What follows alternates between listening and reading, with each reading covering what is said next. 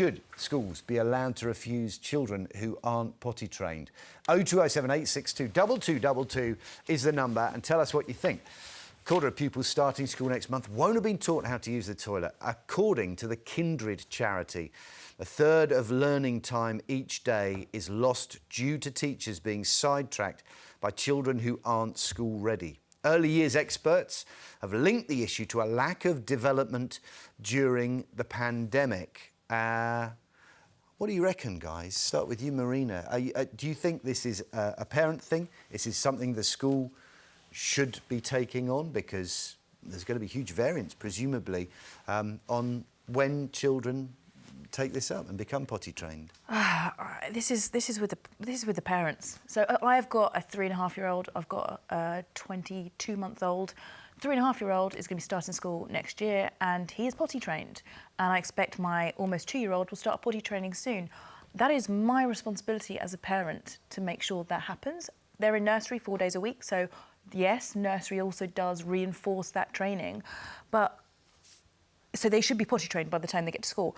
But then to refuse kids who aren't potty trained, how is that going to benefit anyone? What impact would that have on you? Let's say your second child, things don't go to plan, and by the time you get to that September, you know, they're not in that place. What impact would that have on your life? What, being refused? Yeah, knowing that they couldn't go into school. It would be a huge stress, but I guess I haven't heard of occasions where, unless it's due to medical reasons, a child, or health reasons, or mental capacity, whatever, why can't that child be potty trained? So if it is something outside of what I've just mentioned there, and it is just down to parents being lazy, again, feckless, whatever, how is it going to benefit that kid who's already been disadvantaged because of, you know, what he's growing up in or she is growing up in? So sadly there, I think that is an area where the school just has to take that on. Not the teacher though. Where are the TAs? Because back in the day, you used to have a teaching assistant at least per classroom who could help with this kind of thing. The teacher should absolutely not be disrupted and dealing with this kind of thing. So it should be, and also I think there should be maybe it's in the 6 months, the year before school, then maybe there needs to be a programme of get your kid potty trained. They must be potty trained. But to refuse their entry is going to benefit no one. Peter, were you a hands-on parent? Did you change nappies? Did you do the whole 9 yards? Very much so. With our two youngest, my wife went straight back to work, or very soon back to work. So I was a full-time house husband with 2 babies born 14 months apart, one in each arm kind of thing. So I've changed more nappies than you can shake a stick at, including, of course, getting them potty trained. Funnily enough, your children's poo is your responsibility.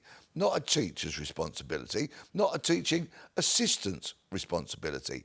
And if you cannot get your kids potty trained by the time they're ready to go to school, then they should be sent home, and you can then focus on getting them potty trained and back into school life. Sent home? How long do you think it takes to get a kid potty trained? I know how long it takes. Sent home. I know so how what long does that? What does that do? I've done it. Yeah, but, me too. It takes maybe like weeks, a couple of weeks at minimum.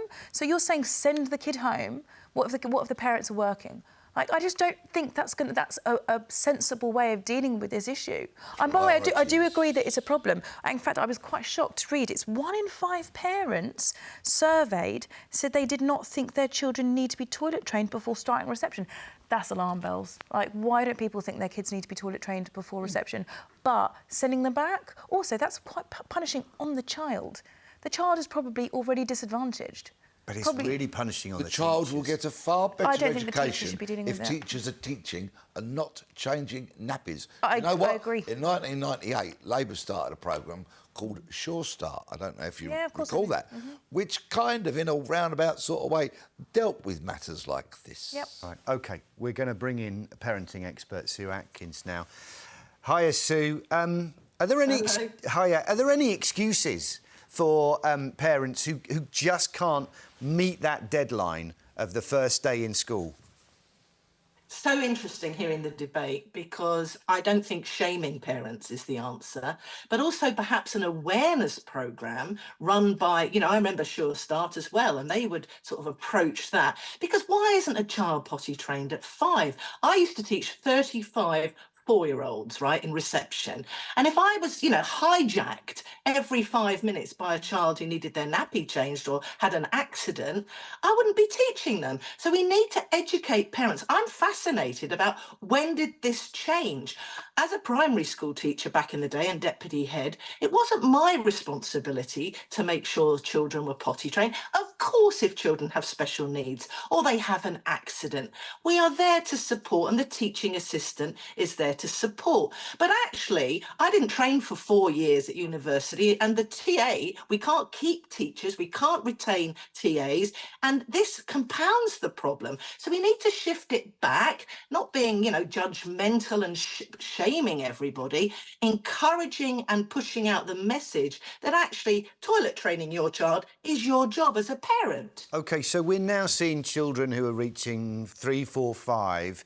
Those are children who may well have been born during the pandemic. I'm wondering whether COVID had an effect on maybe not so much those kids, but certainly the parents and their ability to learn. Is that a factor?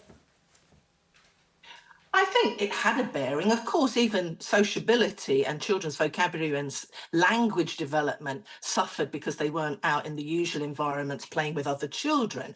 But to use that an excuse, really, I think I'm fascinated where the change happened. Now, my mum, had to wash terry nappies. There was a real incentive to get me out of a nappy because that wasn't very nice, trying to dry that on an oil heater or something.